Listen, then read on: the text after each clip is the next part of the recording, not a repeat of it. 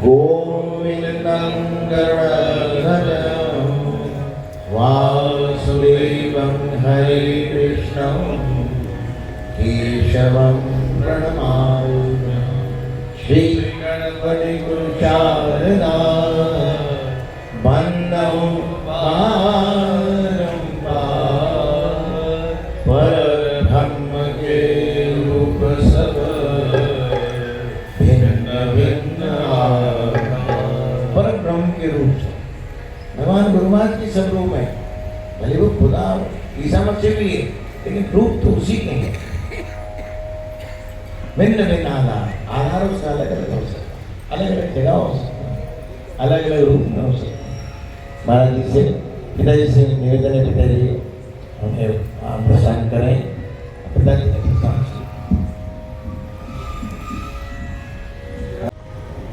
श्रीमते रामचंद्राय नमः। श्री लक्ष्मी नारायणाभ्याम नमः। श्री उमा महेश्वराभ्याम नमः। हम तो हमारे दादाजी के दादाजी हमारे हैं।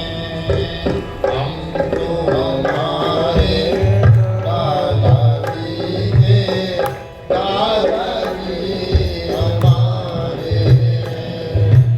हम तो हमारे दादाजी के दादाजी दादाजी हमारे हैं। दादाजी हमारे हैं।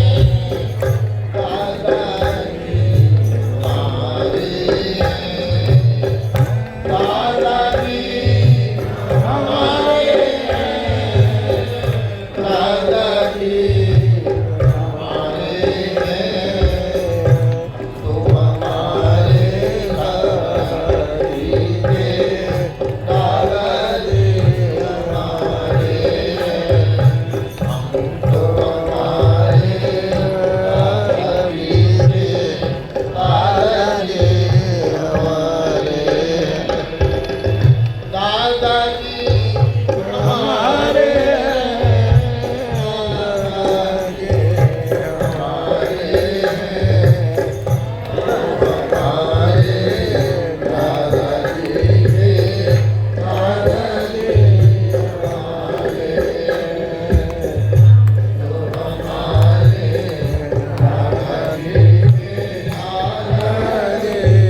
हमारे दादाजी दरबार की जय। दादाजी के समृद्ध परिवार की जय। दादाजी के भक्तों की जय।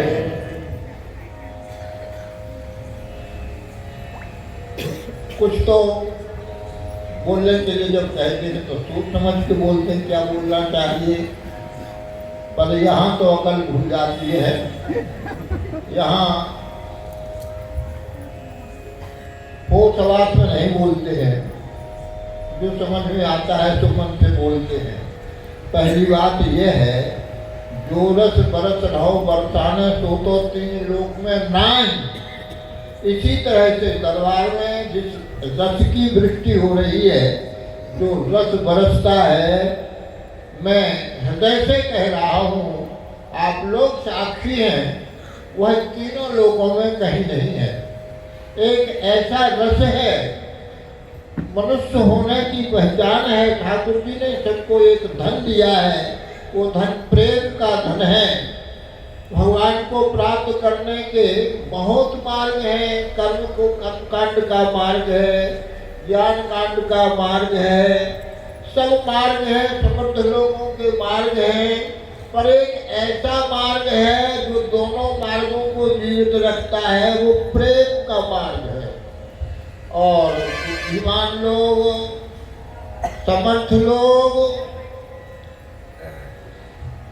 समझते हैं कि हम समर्थ हैं, और जो असमर्थ हैं, प्रेम में रंगे हुए हैं, उन लोगों की योग्यता उन ज्ञानी और कर्मकांडियों से हजार गुना। आप इस बात को समझिए। यहाँ का कोई भी व्यक्ति आकर के कार्यक्रम देख लेता है। बार बार दादाजी कहते हैं कि अपने चाहे खुद तो दादाजी के बालक हैं, सेवक हैं, ये बात कहते हैं। यह कहने सुनने की बात नहीं है, यह एक ऐसी बात है, यहाँ का सारे कार्यक्रम ऑटोमेटिक चलता है। ना हमको किसी से कुछ कहने दिखाई सुनने भी नहीं आता है। हर व्यक्ति इतने समर्पित भाव से यहाँ सुखी है।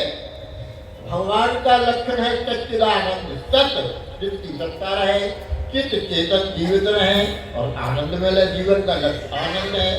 तो यहाँ हर व्यक्ति, चाहे वो ज्ञानी हो अज्ञानी हो, कोई कैसा हो, स्त्री हो पुरुष हो, ठाकुर जी ने जैसा फ्लैट दे दिया हम रहते, स्त्री बना दिया, पुरुष बना दिया, कुछ बात नहीं। पर यहाँ सबको सच्चिदानंद की अनुभूति होती है। ये बात मैं हृदय से कहता हूँ। हमें तो हम अपनी बात कहें, हमको बार बार भागवत के कई पुस्तकों की याद आ जाती है। भगवान श्री कृष्ण के मित्र उद्धव जी थे, उनको कोई रोक टोक नहीं थे। उद्धव जी बृहस्पति जी के द्वारा अध्ययन किया था, बड़े भारी ज्ञानी थे, बहुत समर्थ महापुरुष थे। भगवान ने ऐसा कहा कि उद्धव हम तो इतने भी कम नहीं, हमारे ही स्वरूप है। तो उद्धव जी गए भगवान के कमरे में जहाँ लेटे हुए थे, तो भगवान सिसक के रो रहे थे। और उद्धव जी के आने का निर्देश आए हैं तो वो सभा को जल्दी आंखें पहुंच के बैठ गए होश में। पर उद्धव जी ने तो देख लिया। तो उद्धव जी ने कहा, क्यों, आप तो भगवान हैं, आप स्वयं परमात्मा हैं, श्याम सुंदर कृष्ण, आप हो रहे थे। भगवान ने नहीं, हम कहाँ हो रहे थे। अरे हमें ना घोटो, हम आपके मित्र हैं, देखो ये आपकी तकिया गिरी क्यों है, आप सुसुम के रो रहे थे, हमने आपको रोते देखा। क्यों रो रहे थे? आप तो ज्ञानी हो, विज्ञानी हो, सच्चिदानंद स्वरूप हो, आप किस लिए रो रहे थे? आप क्यों रो रहे थे? हम तुम्हारे मित्र हैं, हमसे छल कपट मत करो। तो भगवान ने कहा उद्धव, हम क्या करें? हम उन प्रेम करने वाली गोपियों के लिए रो रहे थे जिन्होंने सर्वस्व समर्पण करके हमसे प्रेम किया। हमारे प्रेम में जो अपना सर्वस्व समर्पण कर दिया जिन्होंने, हम उनके, वो हमारी याद करती हैं, वो हमारे लिए रोते हैं, तो हम उनके लिए रोते। और यह रस है, इसको कोई सामान्य नहीं समझ सकता है। उद्धव जी ने कहा कि महाराज क्या कहें, कोई समझदार आदमी मिला नहीं, आप परमात्मा हैं, सर्वत्र व्याप्त हैं, कहो तो कहाँ प्रभुताएं, अपन गोपियों को समझाने तो उनका दुख दूर हो जाए। बोले उद्धव जी तो बड़ा बहुत काम होगा, अच्छी बात, आप चले जाओ। तो दुबे चौबे बनने के लिए गए कि छब्बे बनेंगे। चौबे जी छब्बे बनने को गए और लौट के दुबे बन गए।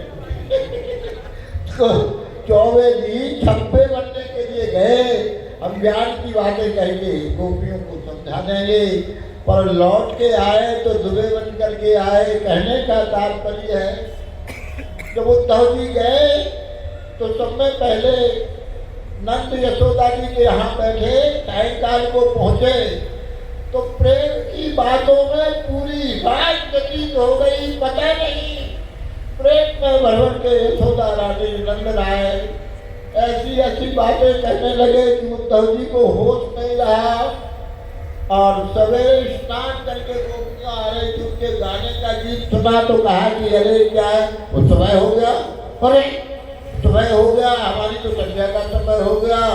उद्धव जी स्नान करने के लिए चले गए, स्नान करके आए, दरवाजे पर रथ देखा तो रथ देख करके सबने कहा ये तो वही रथ है जो क्रूर लेकर के आया था, वही रथ है, अब क्यों आया, अब इसकी क्या जरूरत थी।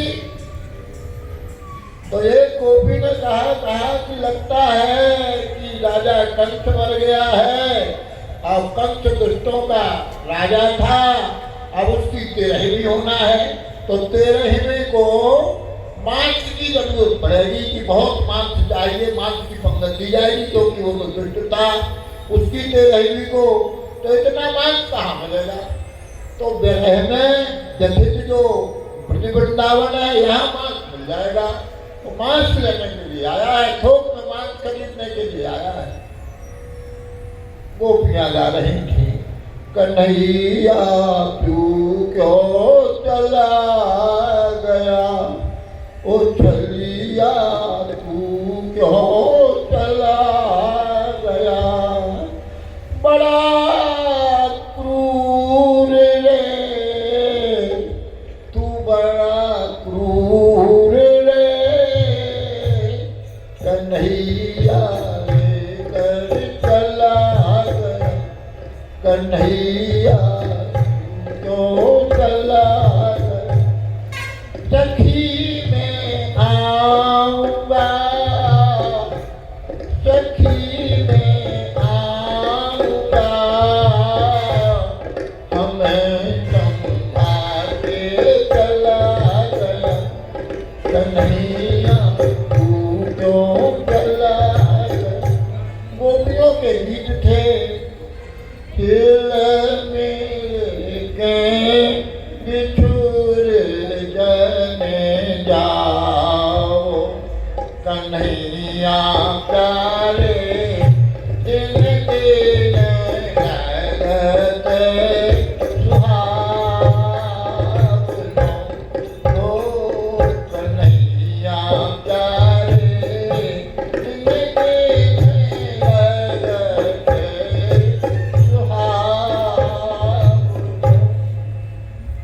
ये गोपियों के गीत सुने तो संध्या करने वाले उद्धव जी को मंत्र भूल जाते, उधर मन चला जाता था।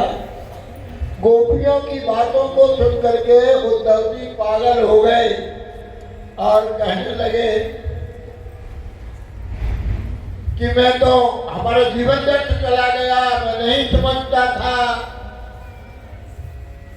इन गोपियों के चरणों की हमको प्राप्त हो जाए, यहाँ लता वृक्ष को बन जाए, इनकी चरण रज मिल जाए।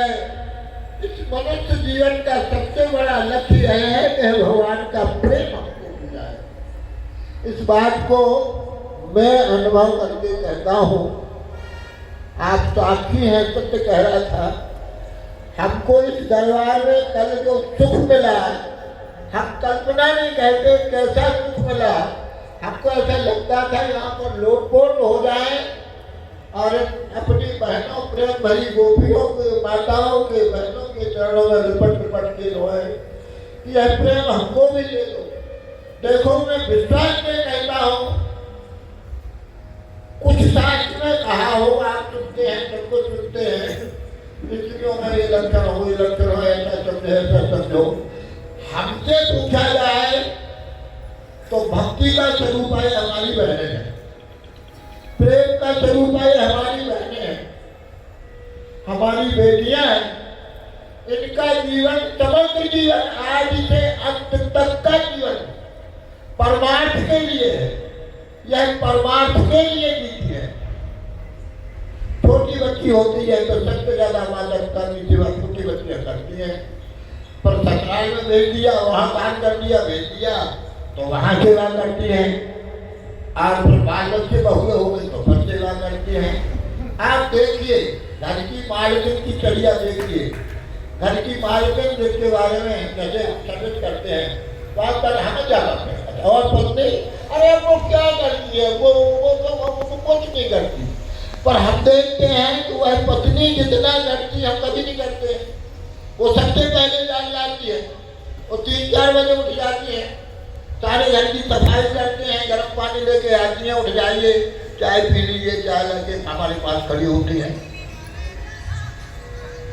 फिर सबको खिला के खाती हैं, सबको सुला के सोती हैं, बच जाए तो खा लेती हैं। उनका सुख यही है कि आप प्रेम पूर्वक खा लें। हम ये कहना चाहते हैं, परमात्मा की प्राप्ति के लिए गोपी भाव बहुत आवश्यक है। तब तक समर्पण का गोपी भाव नहीं आएगा। आप भले ही पुरुष हो, पुरुषों में जितने भी सद्गुण आते हैं, गीता में लिखा है, कीर्ति श्रीवाद चकारिणाम स्तुति वेदांत क्षमा एक बड़ा आयोजन हुआ। उस आयोजन में नारद जी से कहा, नारद जी आप बड़े समर्थ गुरु हैं, आपके चेला छोटे छोटे 5 वर्ष के चेलाओं को आपने समर्थ बना दिया, आप उनके चरित्र को कहिए, ध्रुव के चरित्र को कहिए। तो नारद जी ने कहा कि ध्रुव के चरित्र को नहीं कहूँगा, सब लोग चरित्र रहेंगे। क्यों ध्रुव के चरित्र को क्यों नहीं कहेंगे? बोले मैं तो उनकी माता सुनीता जी के चरित्र को कहूँगा, जिन्होंने ध्रुव जैसा बेटा पैदा किया।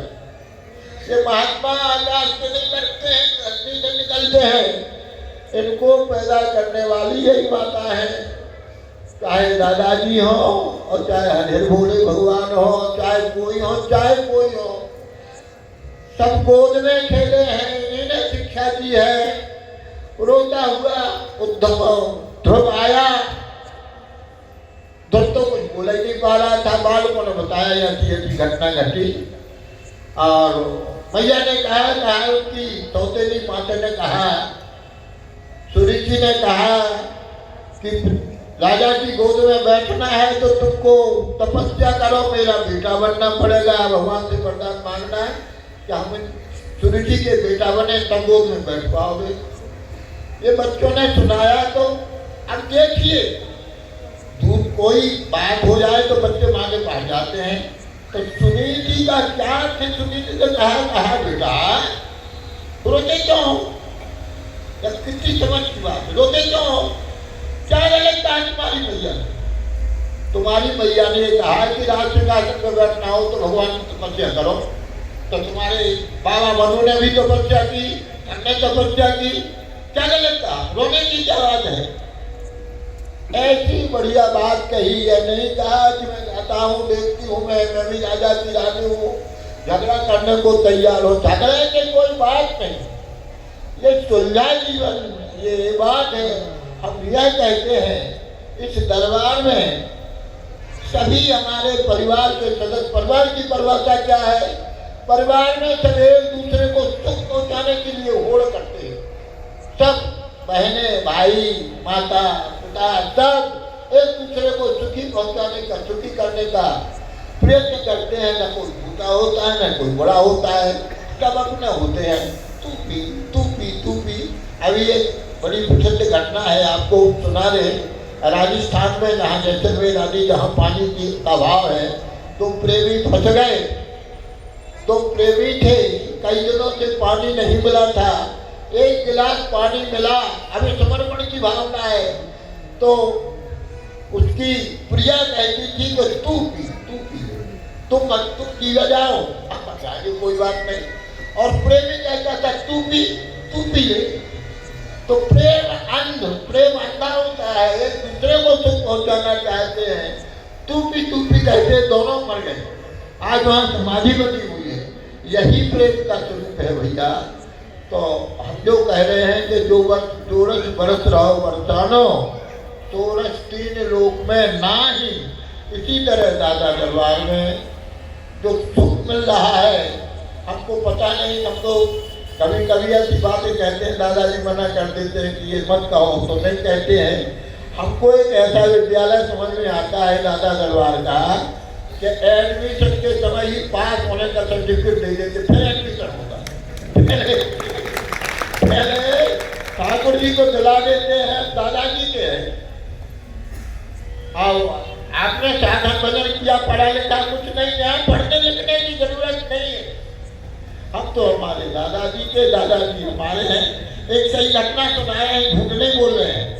एक जैन साहब थे मोहनगढ़ में, बहुत बड़े आदमी थे, सुत्तू दादा कहलाते थे। ये समर्पण की भावना कह रहे हैं हम। तो उनका एक भाई था, इतना सीधा था, पागल नहीं था, सीधा था। वो दादा को ही, उनको सुत्तू दादा कहते थे मराठी, सुत्तू दादा। तो इतना समर्पित था कि कोई कुछ पूछा तो कहते दादा जाने। इससे घटना सुना रहे हैं, एक पर्सन भी झूठ नहीं बोल रहे, दादा जाने। अब वो पैसे वाले थे, तो उन्होंने जबरदस्ती उसकी शादी करवाई। पैसे वाले थे, पैसा खर्च करके कहीं से औरत से शादी कर दी।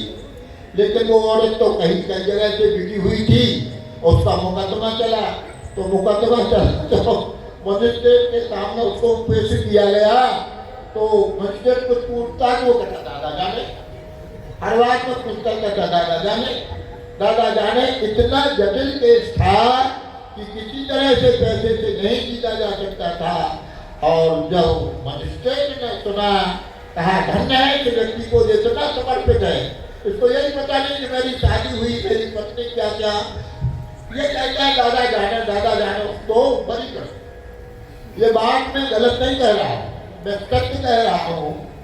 ऐसा किसी जीव का पुरुषार्थ नहीं है जो भी यहाँ आके देखेगा किसी चीज की, किसी से कुछ कहने की कोई बात है, परोसने वाले क्षण में सकता है परसता, एक क्षण में परोस हो गया, एक क्षण में खाना पीना हो गया, एक क्षण में कितने समर्पित भाव से, मैं सत्य कह रहा हूँ, इस दरबार में समर्पित भाव से इतनी सेवा करने वाला हम लोग तो इस संसार काल से पार हो गए, इसमें गारंटी दे रहा हूँ मैं, हृदय से कह रहा हूँ। हमारा तो पढ़ा लिखा जितना है यहाँ से भूल जाते, हमें तो एक ही बात समझ में आती है, ईमानदारी से झूठ नहीं बोल रहा हूँ। दरबार में कल ऐसे लगता था कि दादाजी से हमको ऐसी कृपा करें कि हमें तो एक बहनों जैसा बना दे, हमारा हृदय हमसे एक बहनें बन जाए। हमारी जो बहनें नाच रही थी, आनंद में भर के नाच रही, जिनको शरीर का होश नहीं था, यहाँ कौन स्त्री है कौन पुरुष है, एक क्षण के लिए सब भूल जाते हैं, किसी से नहीं जाना पड़ता। और देखो जहाँ जाओ बच्चे रहो, भाई माता अलग रहे, बहन अलग रहे, पुरुष अलग रहे, ये रहे, ये उसको ऐसा कह दिया, वो ऐसे देख रही थी, ये हो जाता है, यहाँ पकड़ नहीं आता। हमें यहाँ हमारी सब बहनें सब बेटियाँ ऐसा प्रेम दिखाती हैं, ऐसा प्रेम लुटाती हैं कि हम अपने को संभाल नहीं पाते। सत्य बताएं, ऐसे लगता है कि चरणों की रस मिल जाए। जैसे उद्धव जी जब गए, उद्धव जी गए, गोपियों के प्रेम को देखा तो भगवान से लड़ बैठे, आप बड़े निष्ठ हैं, आप ऐसे हैं ऐसे हैं। बोले उद्धव पहले डांट रहे थे, फिर डांट रहे, अब तो डांट रहे हो। बोले इतना प्रेम करने वाली गोपियों से आप नहीं रहने के लिए, आप अच्छे नहीं हैं। तो भैया ये प्रेम का व्यापार ऐसा है, इसकी कोई परिभाषा नहीं है, इसको कोई परिभाषित नहीं कर सकता है। वसुधैव कुटुंबकम को कहने सुनने की बात है, लोग कहते हैं सुनते हैं, होता होगा, पर प्रत्यक्ष किसी को देखा है, देखना है कि कुटुंब किसे कहते हैं। और दादाजी के परिवार को उसको देख के ऐसे लगता है, हम सोच रहे थे कि भैया जो कथा सुना रहे हैं उस कथा के संदर्भ में कोई भगवान की कथा सुना देंगे, लेकिन हमें पता नहीं, हम तो सब भूल जाते हैं, जो पेट में बात आती है वो कहने लग जाते हैं। अब अगर 10-5 मिनट की बात हो तो दादाजी को सुना दें, तो हमको ये जो भैया कथा सुना रहे हैं उस कथा की एक बार बार हमारे ऊपर ले लो, एक बार याद आती है।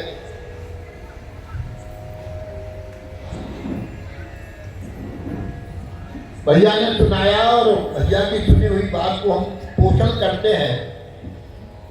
बार बार भैया कहते हैं कि त्रिवर्ग के लिए वेद का अधिकार है, ब्राह्मण क्षत्रिय वैश्य ऐसे योग है, इनका तो कल्याण हो जाएगा।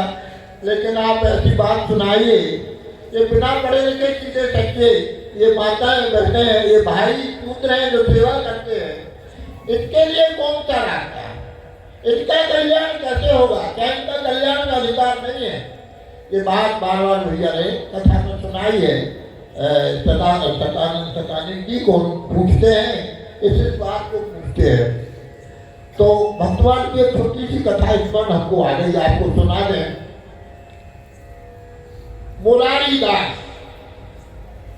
मुरारी दास का चरित्र है। मुरारी दास जी के पिताजी भागवत के बड़े भारी पंडित थे।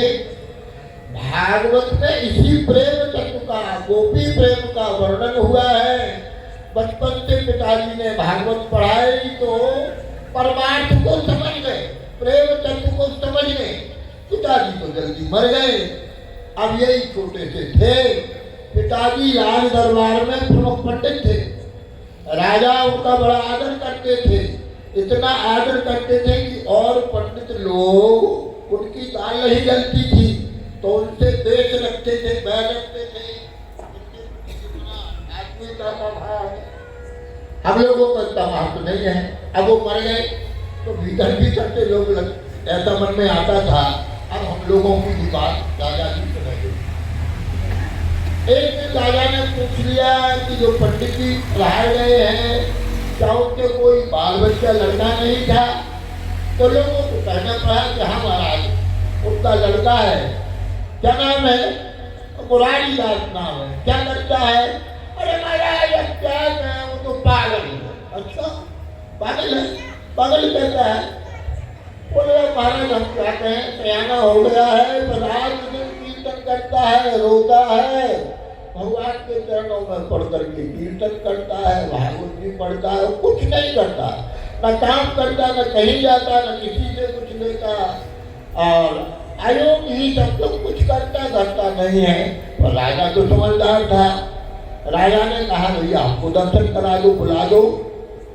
तो मुरारी दास को तो राजा से कुछ लेना देना नहीं था, पिताजी का भले आदर रहा हो, हमें धन नहीं चाहिए, हमें सम्मान नहीं चाहिए, और ठाकुर जी के सामने हम बड़े संतुष्ट हैं, प्रेम में भर के कीर्तन करते रहते। फिर मुरारी दास जी का कीर्तन, आंखों की धार बहती और मस्त होकर नाचते।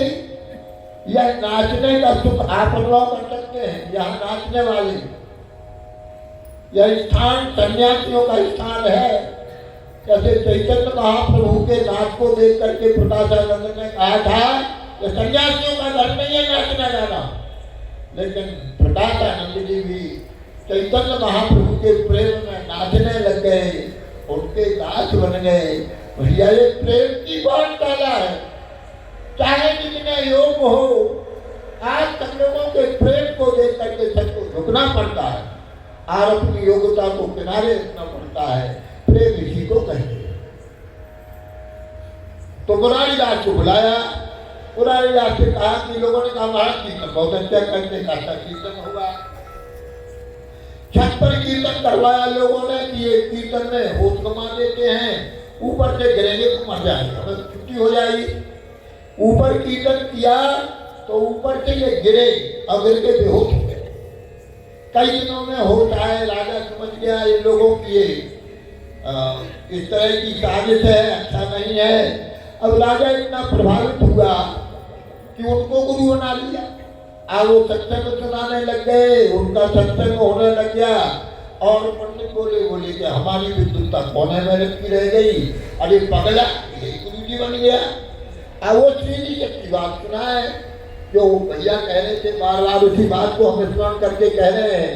भैया ने बार बार ये कहा कि सर्वे करते अधिकारना सदा, भगवान की सेवा पूजा करने का सबको अधिकार है।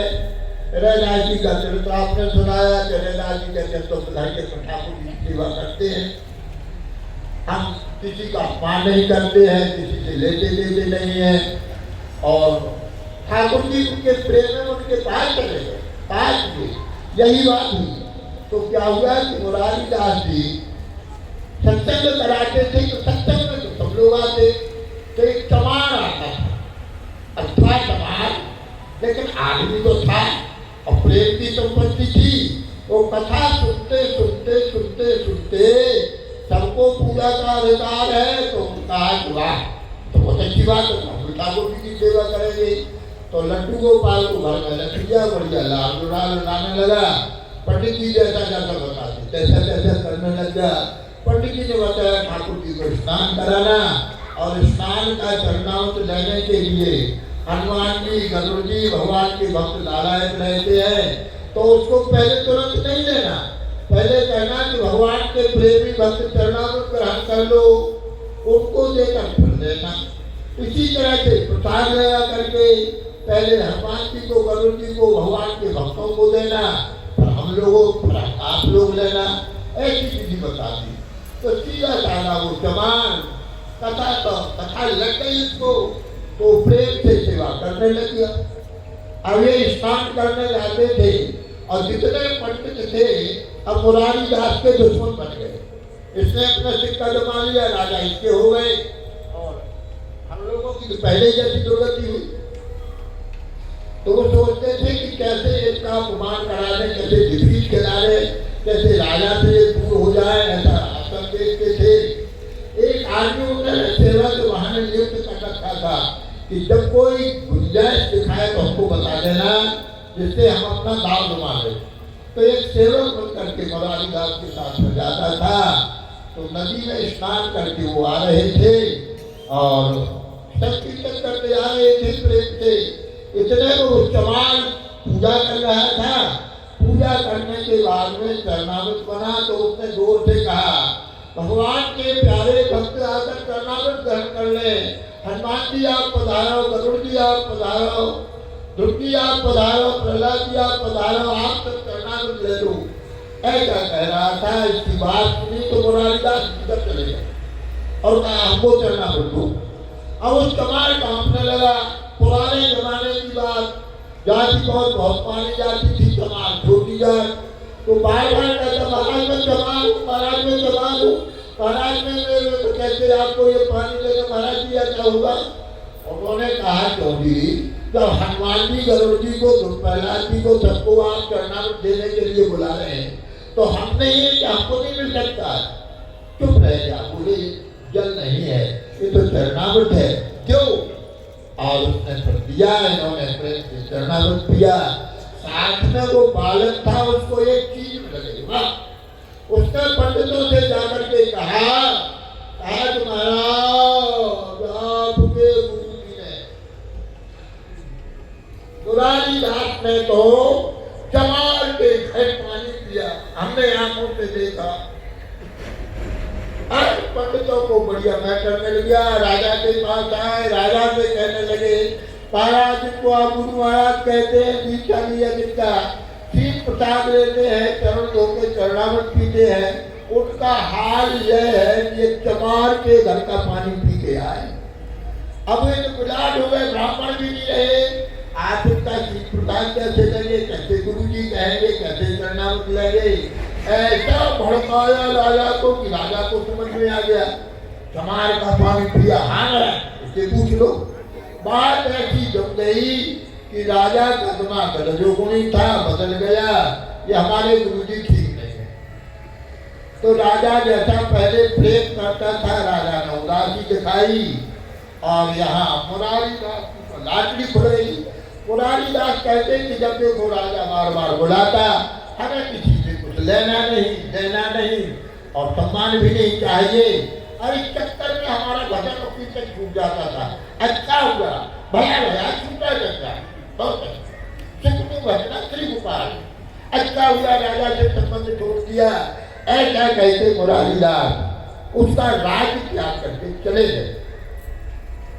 तो जब मुरारीदास रहते थे, देखो प्रेमी जहाँ रहते हैं, अब आपसे सत्य बात कह रहे हैं, दादाजी भले सन्यासी हो, सन्यासी परंपरा के हो, पर हम दादाजी को नहीं समझ पाए, ना समझ सकेंगे, ना हमारी सामर्थ्य है। दादाजी क्या है, आप दादाजी की बात कह रहे हैं, दूसरी की बात नहीं कह रहे हैं। हमको तो केवल रोना आता है उसके व्यवहार को देखकर। आपके लिए ये क्या क्या करते हैं नहीं समझ पाते हैं। यह सत्यवाद कह रहे हैं, यह पक्के सन्यासी है, परम विरक्त है और जो बात कहते हैं वही करते हैं। ये कहते हैं हम तो बालक है, वास्तव में ये बालक ही है।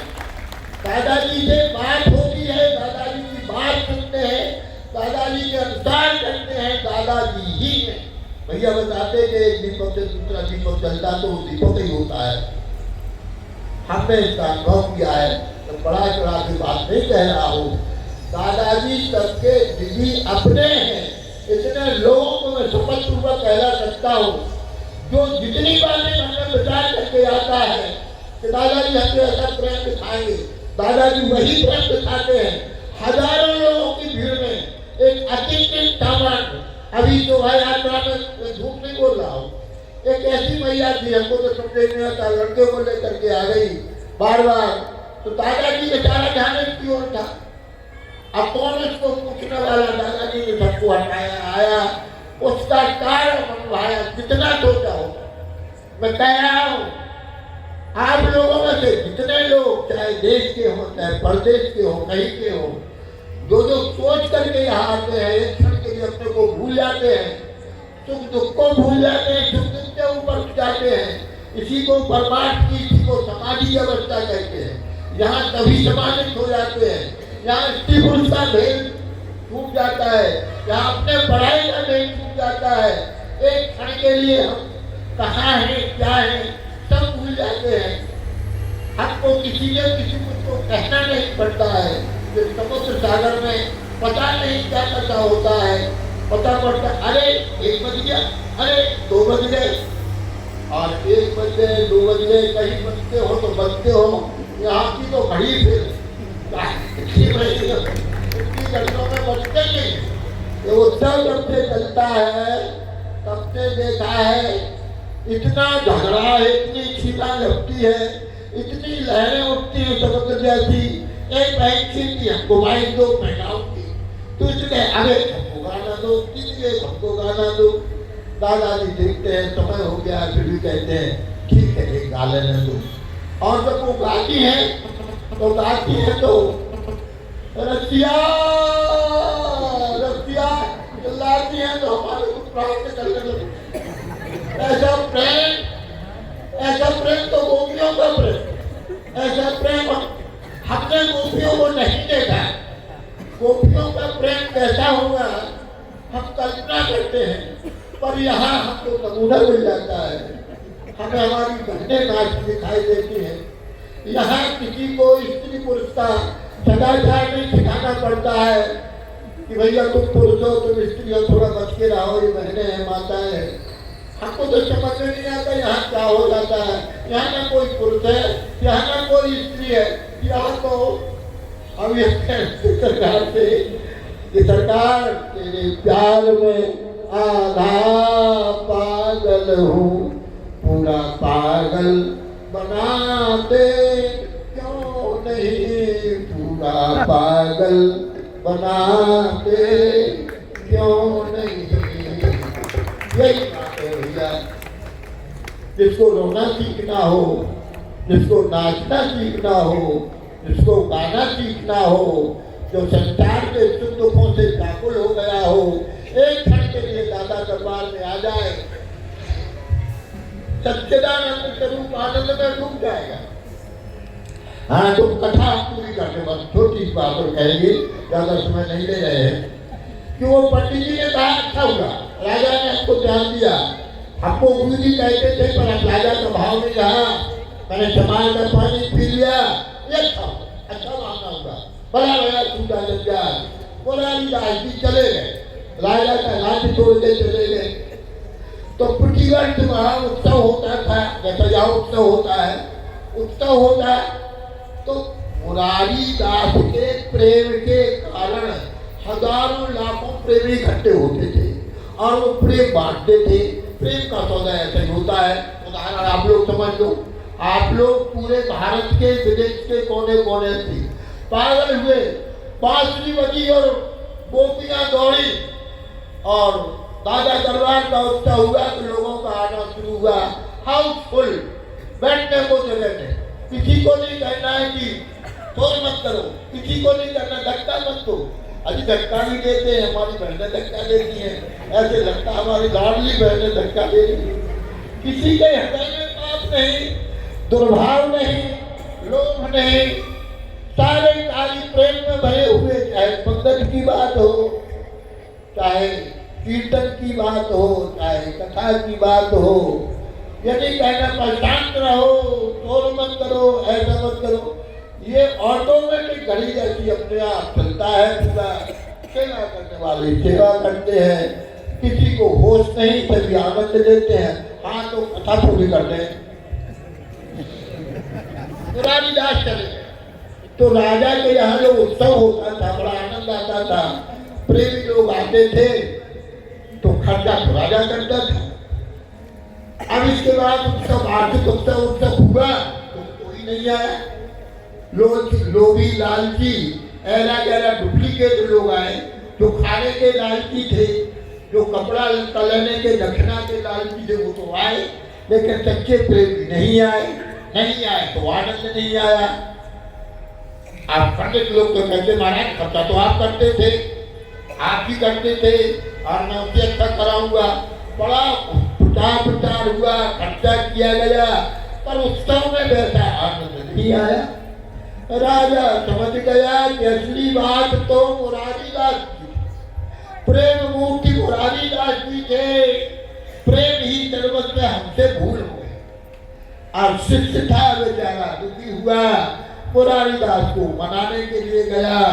तो मुरारीदास जहाँ बैठे थे, प्रसिद्ध घटना है भैया को स्मरण आ रहा है, भक्तमाल में लिखा है कि कई महीनों राजा नाक रगड़ता रहा, कहता मैं प्रायश्चित करने के लिए तैयार हूँ, पूरा नारी देने को भी तैयार, आप प्रसन्न हो जाओ, आप चलो, आप एक बार करके उत्सव को करा दो।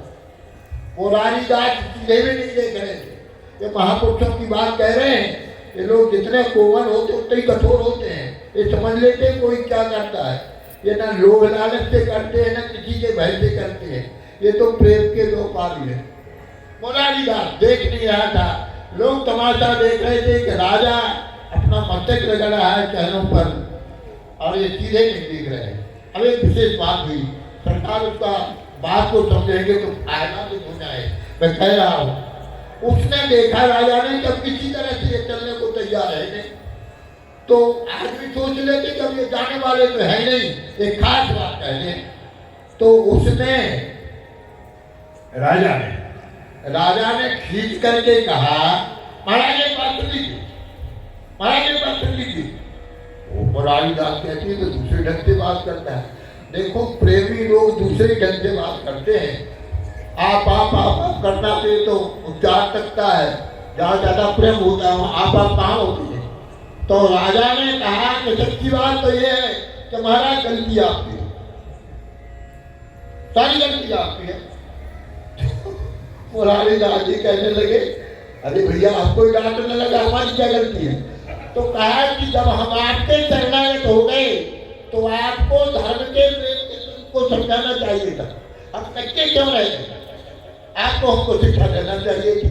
इस सच्ची बात को सुन करके जो महीनों से मुरारीदास देख नहीं रहे थे, खड़े हो गए, कहा हाँ भैया ये बात सच्ची कही, ये है महापुरुषों की बात, ये बात तुमने सच्ची कही, हमने तुमको प्रेम का रहस्य नहीं समझा पाया, प्रेम में कोई झूठ नहीं, प्रेम में कोई हल्का कराया नहीं, प्रेम की बात है, चलो मैं समझता हूँ।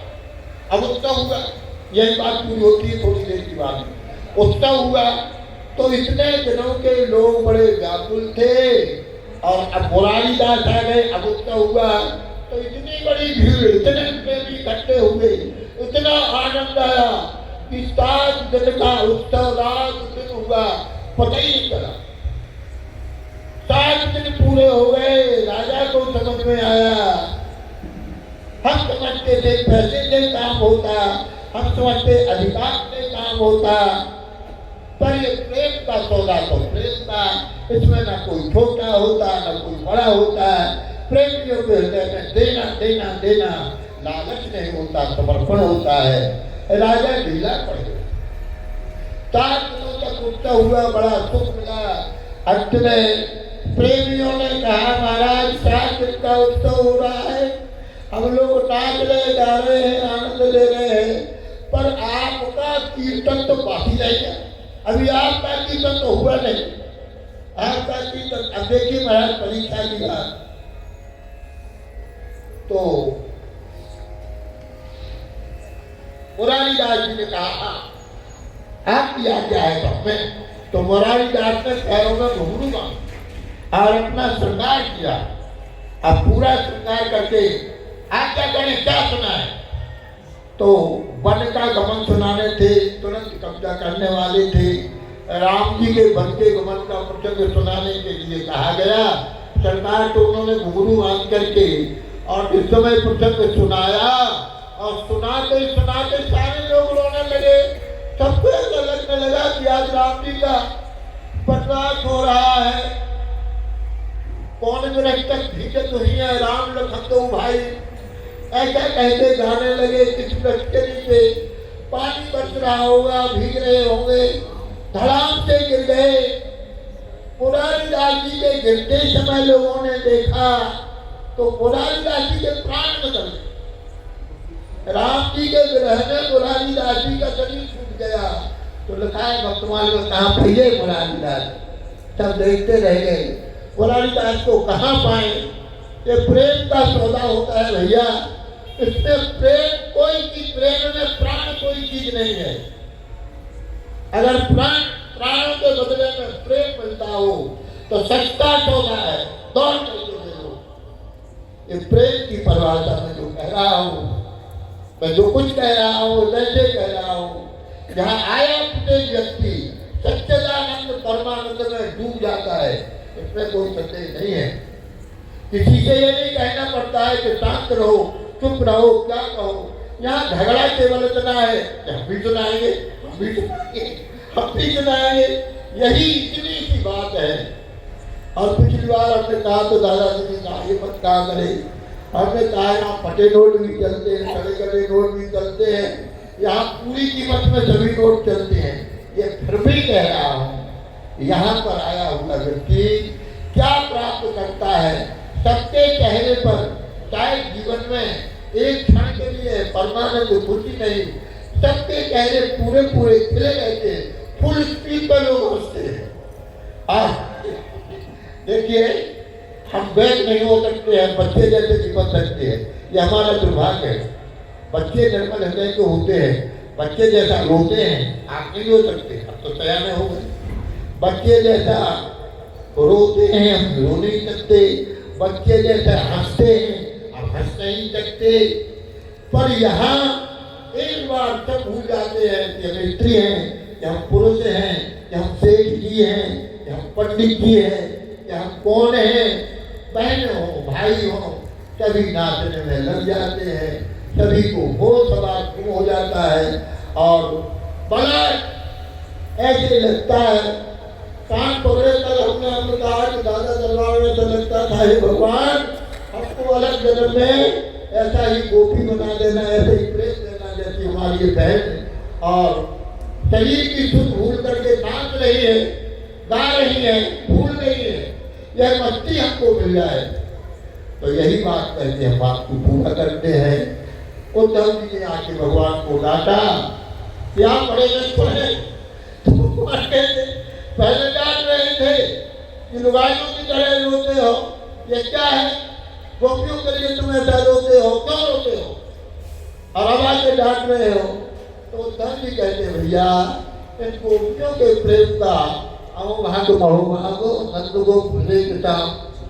इस बात को हम इसलिए कहा कि आज की कथा में भैया ने बार बार इस बात को कहा कि भविष्य पुराण की कथा का मूल यही है कि ऐसे जो उपेक्षित लोग हैं, जो साधनहीन हैं, छोटी जाति के हैं, स्त्रियां हैं जिनको भेद का अधिकार नहीं है, उनके लिए क्या विधान है। बड़ी खतरनाक बातें लिखी हैं। हमने भैया जी से बात करके कहा भैया जी समझ के कथा करना, इसमें पंडितों की पोल खोली गई है। यही बता, वो कहते हैं अरे पंडित कुछ नहीं, ब्राह्मण कुछ नहीं, जिसके हृदय में प्रेम लहरा रहा हो वही भगवान का प्रेमी बनते। उसके सामने कोई पंडित नहीं लगता। ऐसा मना किया भैया, हम लोगों का धंधा पानी कुछ मत करते, सही बात मत करो। तो हमने ब्रेक लगा दिया भैया से, कहा भैया ने कहा ठीक है। तो उसमें जो लिखा है सत्य बात कह रहे हैं। आज माताओं बहनों की बात हो रही थी, इन लक्षणों के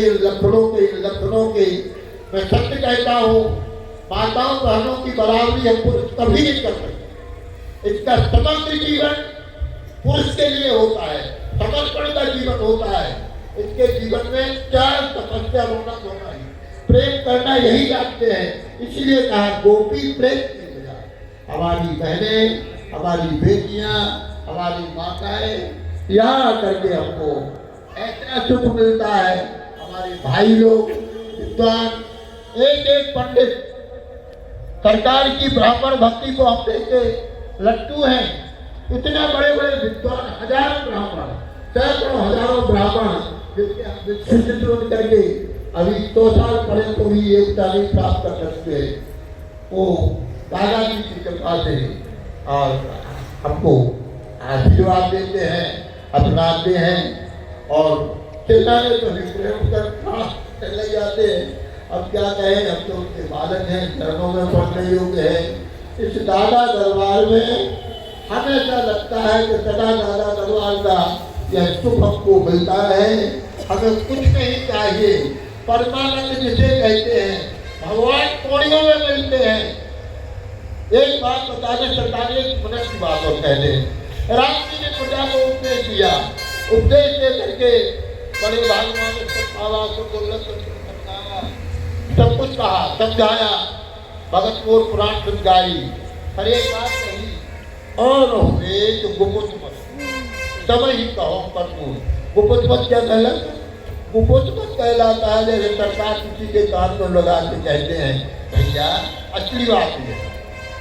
तो क्या कहते हैं सरकार कान में मुंह लगा के कहते हैं पड़े रहो तलवार में, दादाजी सब ठीक करें। तो ये बात जो है ये कोई बात है जो गुप्त बात है, खुल के नहीं कही जाती है। तो राम जी ने प्रजा से कहा कि इस दरबार से जुड़े रहना। सरकार ने कहा पड़े रहो दरबार में। आपने एक आज कथा में कहा था अधाका नदी के कुछ ऐसा सुनाया था, आपको स्मरण नहीं आ रहा। तो हम ये कह रहे हैं कि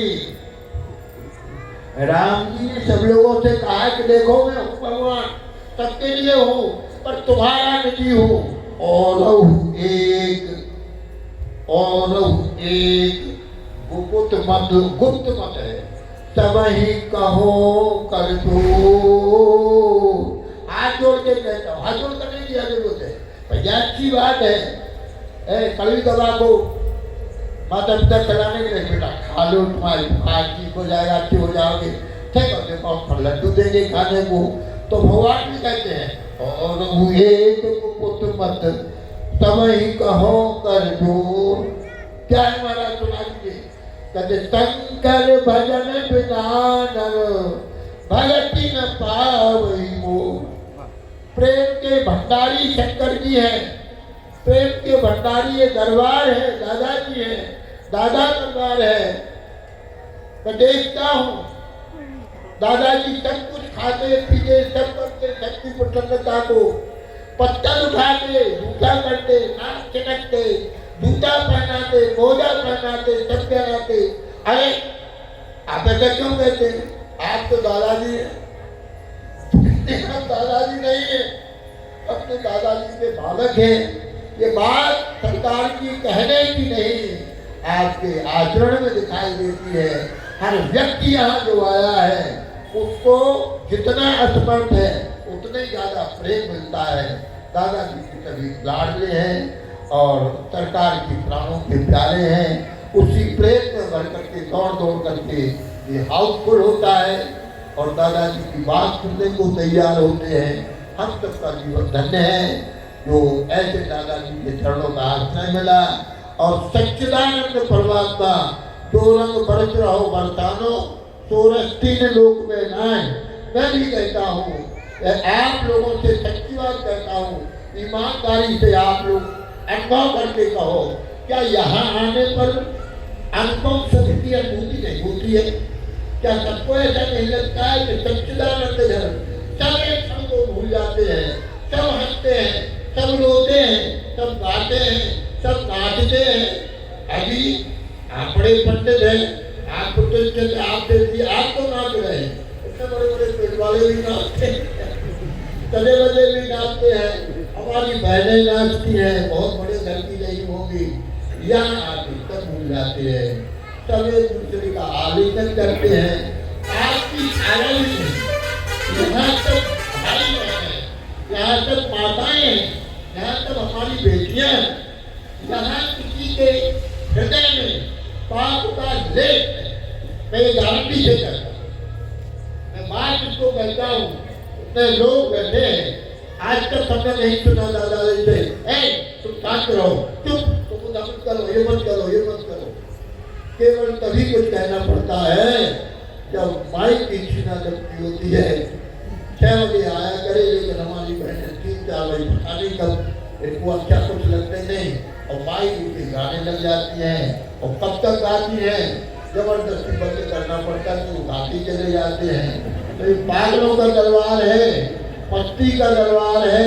और जो दरबार की बात है कि दरबार बाबुल दरबार है, इसमें संदेह नहीं, मैं 2 बात नहीं कह रहा हूँ।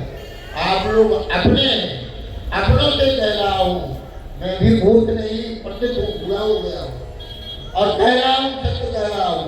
यहाँ जो आनंद आता है सच्चिदानंद परमात्मा की अनुभूति होती है दादा की कृपा से, वह अत्यंत दुर्लभ है। मैं तो अपने को संभाल नहीं पाता हूँ, मेरी तो आंखों में आंसू की धार रहती है। हमको तो जो पापर में गोपियां नहीं होंगी उन गोपियों का दर्शन लगता है, लेकिन अपनी माताओं बहनों के चरणों की धूल की अभिलाषा होती है। इसमें लोटता रहूं और इसे हाथ जोड़ के कहता रहूं कि देवियों हमको भी ये प्रेम दे दो, हमको भी ये समर्पण दे दो। हमारी माताएं बहनें उनके चरणों में, और हमारे प्रेमी भक्त भाई इन सबके चरणों में बार बार प्रणाम करता हूँ।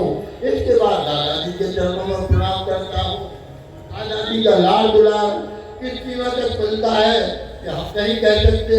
अब तो बार बार फेल हो जाते, हमारे पास देने को कुछ नहीं, और हम कभी दे ना पाए, कीड़ा बनी रहे कि हम क्या दे दें। और दादाजी लुटाते रहे, हम लेते रहे। और लोग कहते हैं, पंडित जी से कहा कि हमारा विदेश जाने को नहीं है, तो पंडित जी कहते हैं कि आप ही कच्चे पड़ जाते हैं। दादाजी के काम से हमारा हो शुरू हो जाता है, हम क्या करें। तो ये हमारी बस की बात नहीं है भैया, आप सबके चरणों में प्रणाम है, दादाजी के चरणों में प्रणाम है। और हमको इस अपने परिवार के लोगों से अपने पूरी तरह की बात कहते, पूरी तरह की अंदर की बात कह रहे हैं। आप सब मग्न रहे, सबके चरणों में बार बार प्रणाम है। दादाजी की जय हो। एक मिनट पर कोई कीर्तन कर ले।